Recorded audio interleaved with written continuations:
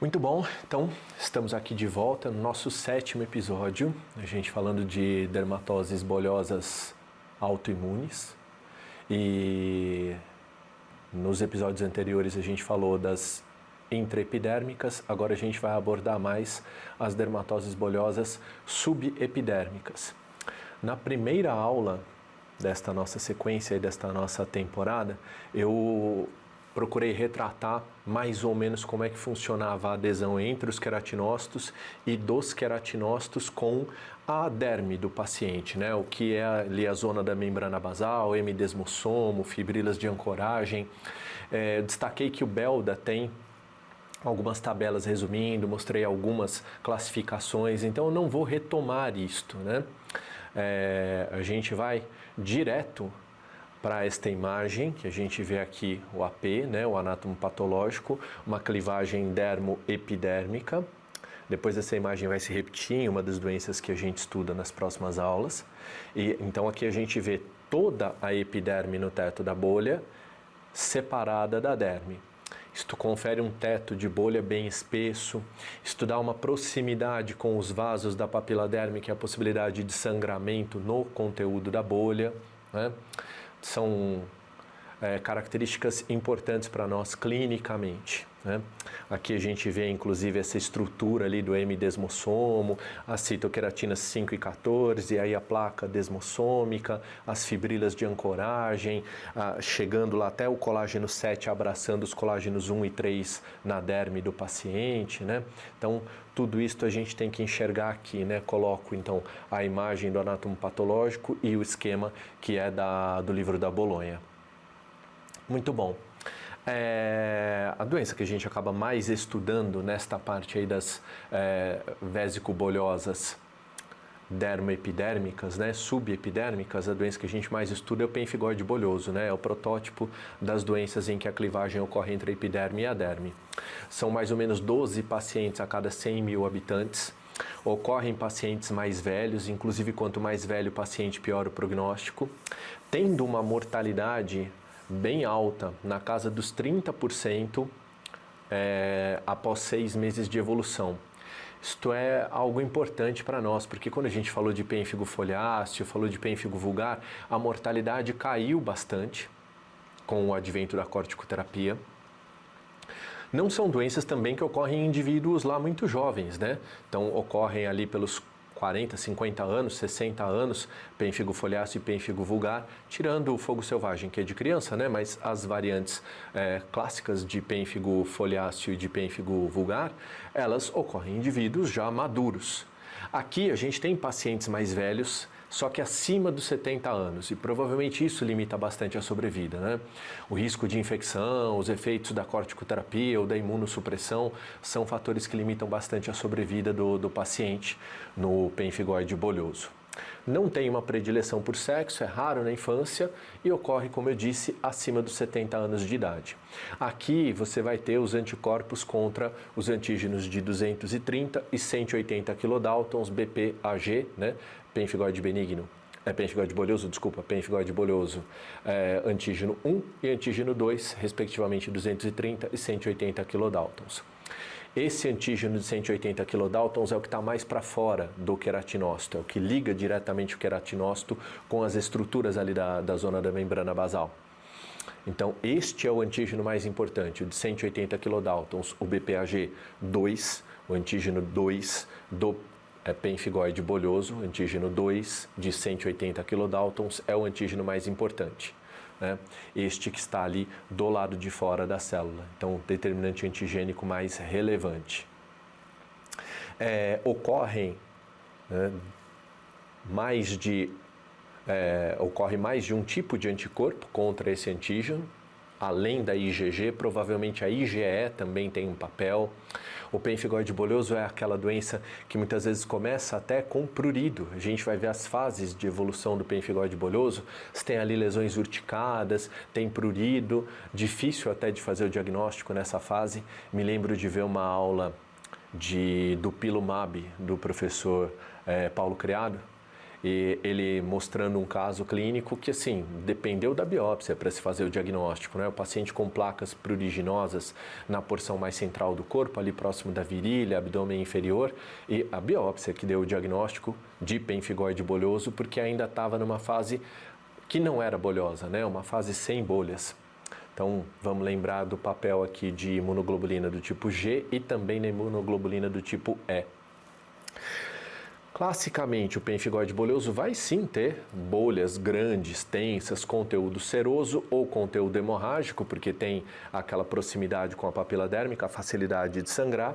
E aí, como eu acabei de falar, né, esta porção assim mais central do corpo, face interna das coxas, abdômen inferior, face flexora dos membros superiores. São localizações muito comuns dessas bolhas que serão vistas, né? As bolhas do pemfigoide bolhoso comumente são vistas, comumente são encontradas no exame físico do paciente. O exame físico já traz uma ideia do diagnóstico para você, né? A cicatrização, apesar de a clivagem ser baixa, a cicatrização tende a ser rápida, seja com terapia, seja com uma involução espontânea, né? A cicatrização ali ocorre e deixa uma hiperpigmentação ou hipopigmentação residual.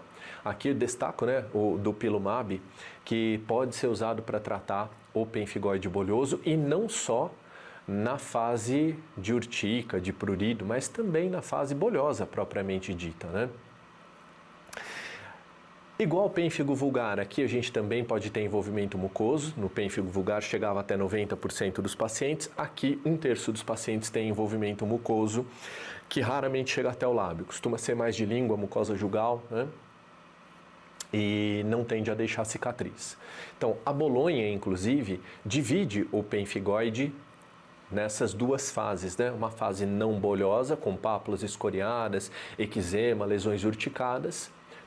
Ela diz que são pródromos inespecíficos. E por isso que eu disse, né, que quando o professor Paulo Criado mostra para nós um caso dele de idoso com prurido nas porções mais centrais do corpo e algumas lesões inespecíficas, pápulas, urticas, só a biópsia mesmo para mostrar para nós que aquilo ali é um caso de pênfigo bolhoso, mas numa fase prodrômica, não bolhosa. Né? A gente vê aqui uma foto disso. Veja, se você olhar ali tem eritema, descamação, algumas pápulas mais edematosas, talvez urticadas. Um quadro clínico difícil, né, de você olhar e falar assim, isso daqui é uma doença bolhosa. O paciente vai achar que você é doido, porque não tem bolha, né? A rigor não tem bolha. Aqui também, né, no tronco do paciente, uma fase mais eritemato-edematosa, com mais urticas. Talvez vocês estejam ouvindo aí de fundo o canto dos pavões que tem aqui no Ítalo. Tem mais de uma dezena de pavões aqui e o canto do pavão é horroroso. Me lembro de ler o retrato de Dorian Gray, ele falando lá de algumas pessoas, que ele descreveu que a voz das pessoas lembrava o canto do pavão. Se você nunca ouviu o canto do pavão, né? Agora você está ouvindo, é feio. Então o Oscar Wilde, no retrato de Dorian Gray, ele estava criticando, na verdade, a voz das pessoas, né? Fala que é pavão, dá a impressão de que é bonito, mas não era. Voltando aqui para a aula, a gente tem, então, as lesões eritemato-edematosas. Aqui já escoriadas, já começando a perder um teto de bolha que se forma, né? E o paciente mesmo se coçando, a gente vê lesões hipo e hipercrômicas se alternando. E aí, então, o paciente, enfim, evolui para uma fase bolhosa, né? Bolhas tensas, que podem se desenvolver numa pele normal ou numa pele que apresentou os pródromos de lesões urticadas. A gente tem sempre aqui no nosso ambulatório, o estúdio em que eu estou gravando fica mais ou menos de frente para onde é o nosso ambulatório, né? A gente tem 10 salas ali de atendimento, 2 salas cirúrgicas. A gente tem sempre pacientes com pemfigoide e muitas vezes vem com filho, com nora, e a gente faz questão de isolar o acompanhante e falar assim, olha, essa daqui é uma doença, né? O pemfigoide é uma doença grave, é uma doença com uma mortalidade alta, né?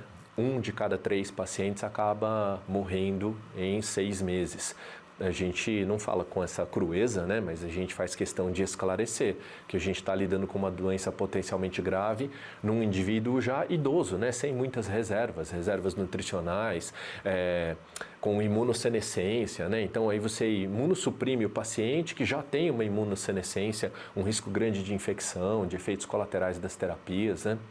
Realmente aqui a gente está situado numa doença com um prognóstico não tão bom. As bolhas podem ser muito grandes, né? Pode haver uma confluência de bolhas, assim, as bolhas podem chegar a 4, 5 centímetros de diâmetro. Conteúdo claro ou pela proximidade com a papila dérmica pode haver sangramento. Então, bolhas aqui de conteúdo claro, né? Você olha para isto, é para você pensar em pemfigoide, uma clivagem bem baixa, abaixo da epiderme. Aqui também uma parte mais eritemato-edematosa, né? E uma parte bolhosa. Mesma coisa, lesão bolhosa de conteúdo hialino e as áreas mais exulceradas. Aqui um pouco urticado, um monte de vesícula, bolha confluindo. Lesão mucosa, que 1/3 dos pacientes vai ter.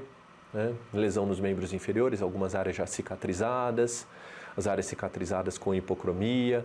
Veja só, né, que o teto da bolha é tão espesso que suporta assim, um grande conteúdo líquido proveniente da inflamação, né? Esse conteúdo líquido fica ali. Né? Então, existem algumas variantes no pemfigoide bolhoso. Pode ser uma das doenças que evoluem para a eritrodermia, né? 90% ou mais da superfície corporal com eritema e descamação. A gente tem algumas variantes de pemfigoide bolhoso que ocorrem assim, em membros paralisados, que ocorrem em volta de estomas. Então, uma fisiopatologia complexa, mal compreendida, né, com fatores aí que a gente não menciona como fatores de risco para outras doenças. Existe uma associação de pemfigoide bolhoso com outras doenças, mas no passado a gente até imaginava que o pemfigoide bolhoso tinha uma associação com neoplasias. Não tem, né? Na realidade, um paciente com mais de 70 anos tem um risco aumentado de ter neoplasias, então a associação não é assim, indivíduo de 70 anos com pemfigoide bolhoso tem maior risco de ter neoplasia do que indivíduo de 70 anos sem pemfigoide bolhoso. Não, o risco é o mesmo. Acima dos 70 anos, o risco para neoplasia será o mesmo com ou sem pemfigoide bolhoso.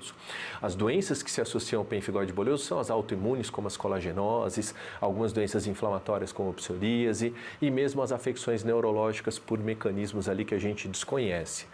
Então no Parkinson tem depósito de sinucleína na pele do paciente, será que tem algum papel na fisiopatologia do pemfigoide? Não sei. Né? São coisas que a gente ainda está estudando, mas doença em comum, 12 indivíduos para cada 100 mil, o conhecimento ainda é restrito, né? Ainda está se desenvolvendo. Como eu disse, né, não há um aumento de malignidades no paciente que tem pemfigoide e tem uma característica no sangue periférico que é a eosinofilia em metade dos pacientes e os eosinófilos também estão aumentados na própria bolha. No conteúdo da bolha você encontra eosinófilos. Isso é bastante sugestivo do diagnóstico de pemfigoide bolhoso. Então a gente tem alguns diagnósticos diferenciais, o próprio pênfigo vulgar, que também ocorre em indivíduos mais velhos, um pouquinho mais jovens do que os do pemfigoide, mas também indivíduos mais velhos, o pênfigo vulgar tem uma clivagem baixa, né, suprabasal. Então a característica clínica da bolha do paciente pode levar a uma confusão, embora pênfigo vulgar, por exemplo, tenha um risco muito maior de acometimento mucoso, 90% dos pacientes contra mais ou menos 30% dos pacientes de pemfigoide. Epidermólise bolhosa adquirida, Steven Johnson, NET, são outras possibilidades. A biópsia vai ser importante para se fechar o diagnóstico. A biópsia, inclusive, mostra para nós, então, a clivagem dermoepidérmica com a riqueza de eosinófilos ali no interior, a imunofluorescência é positiva, né, com depósito de IgG, C3, e se você fizer a imunofluorescência indireta usando a pele do prepúcio, né, fazendo a técnica do salt split skin, você também tem uma positividade alta na imunofluorescência indireta. Alguns detalhes aqui, né, para a gente ver do AP do pemfigoide bolhoso, inclusive se a gente fizer microscopia eletrônica a gente vê que a clivagem é na lâmina lúcida. Essa é uma questão interessante de prova, né, clivagem na lâmina lúcida. Sim, a clivagem é dermoepidérmica, em que nível? Lâmina lúcida, é ali que a pele do paciente rasga, né? A gente vê aqui um conteúdo hialino, uma clivagem dermoepidérmica, aqui a gente não consegue dizer, né, no HE, que clivou na lâmina lúcida. E aqui a gente vê essas células com citoplasma rosinha, são eosinófilos, né, eosinófilos no interior da bolha. Muito bom, aqui a gente vê, então, a imunofluorescência na pele do paciente, né, linear, depósito de IgG, complemento C3. A imunofluorescência indireta é um exame que a gente faz no soro do paciente, né? A gente incuba lá a pele do prepúcio com NaCl a 1 molar, cliva a epiderme e aí você vai ver o depósito de anticorpos, né, no pemphigoide bolhoso, no teto da bolha, no teto dessa bolha que se formou ali no prepúcio incubado com NaCl. Na epidermólise bolhosa adquirida é no assoalho. Eu sempre guardo assim, EBA, de epidermólise bolhosa adquirida, EBA assoalho, e o pemphigoide bolhoso é no teto. Né? Muito bom. Aqui é essa técnica do salt split skin, né? A fluorescência positiva no teto da bolha, pemphigoide bolhoso no assoalho, epidermólise bolhosa adquirida. Outras tecnologias, ELISA e monoblotting, não fazem parte do dia a dia, a gente acaba usando em ambiente universitário. E o biochip, que é você fazer a análise do soro do paciente em vários substratos aqui numa plaquinha, a tecnologia do biochip pode ser utilizada, né, para você ver contra o que o soro do paciente está reagindo. Ali no biochip tem desmogleina 1, desmogleina 3, antígeno de pemphigoide, você tem vários substratos, né? Muito bom. Aqui a gente encerra essa primeira parte de pemphigoide e depois eu volto com a parte do tratamento no nosso próximo vídeo.